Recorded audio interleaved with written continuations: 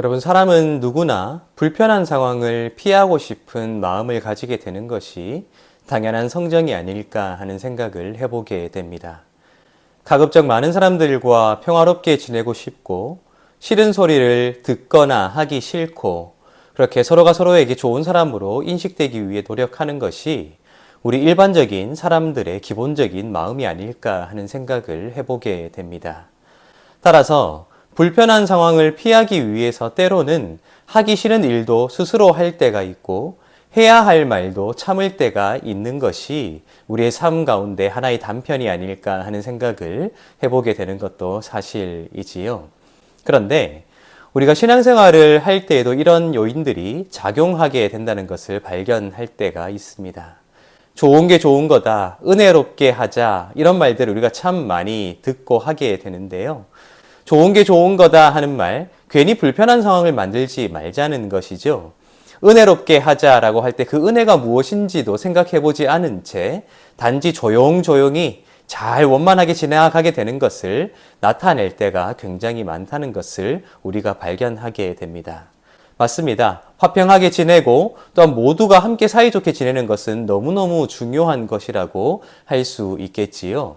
그런데 우리가 성경을 읽다 보면 결코 타협하지 말아야 할 것이 있다. 아무리 불편하더라도, 아무리 싫은 소리를 듣고 하게 되더라도 타협하지 말아야 할 것이 있다는 것을 성경이 우리에게 가르칠 때가 있다는 것을 발견하게 됩니다. 오늘 우리는 느헤미야서 4장 1절부터 6절까지를 읽게 될 텐데요. 특별히 이 말씀에 기록된 내용이 그러한 내용을 말해주고 있는 것이 아닐까 생각해 보게 됩니다. 제가 읽어드리겠습니다. 사로잡혔던 자들의 자손이 이스라엘의 하나님 여호와의 성전을 건축한다 함을 유다와 베냐민의 대적이 듣고 스룹바벨과 족장들에게 나와 이르되 우리도 너희와 함께 건축하게 하라.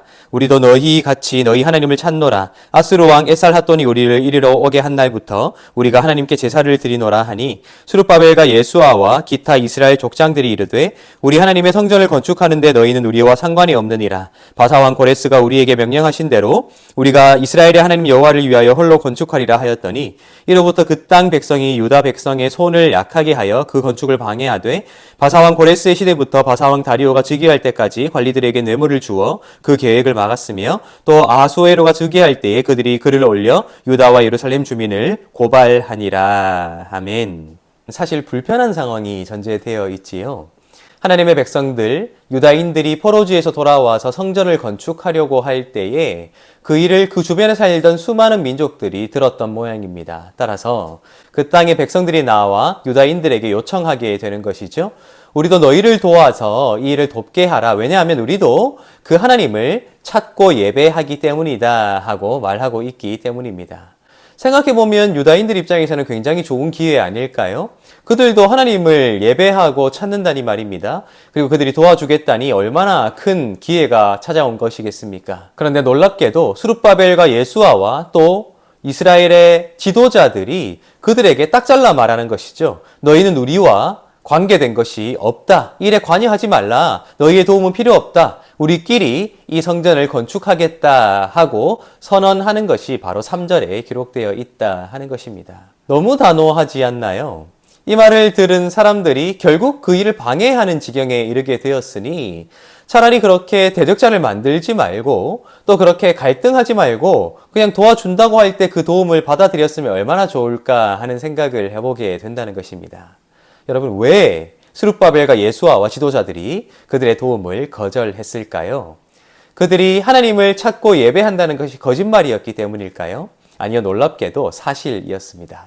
그런데 우리가 기억해야 하는 것은 지금 이 성전 건축을 돕겠다고 찾아온 사람들이 하나님을 예배하되 어떻게 예배했느냐 하는 것이 열왕기하 17장에 기록되어 있습니다. 한번 살펴보면 좋겠습니다. 열왕기하 17장 27절부터 33절까지의 말씀에는 이렇게 되어 있죠. 아스루 왕이 명령하여 이르되 너희는 그곳에서 사로잡아온 제사장 한 사람을 그곳으로 데려가되 그가 그곳에 가서 거주하며 그 땅 신의 법을 무리에게 가르치게 하라 하니 이에 사마리아에서 사로잡혀간 제사장 중 한 사람이 와서 베델에 살며 백성에게 어떻게 여호와 경외할지를 가르쳤더라 라고 28절까지 기록되어 있고요. 29절에 이렇게 되어 있죠. 그러나 각 민족이 각기 자기의 신상들을 만들어 사마리아 사람이 지은 여러 산당들에 두되 각 민족이 자기들이 거주한 서급에서 그렇게 하여라고 기록하면서 30절부터 31절에는 그렇게 수많은 이방 민족들이 북왕국 이스라엘의 영토에서 자신들의 신을 섬겼다고 기록하고 있습니다. 그리고 32절, 33절에 이렇게 되어 있습니다.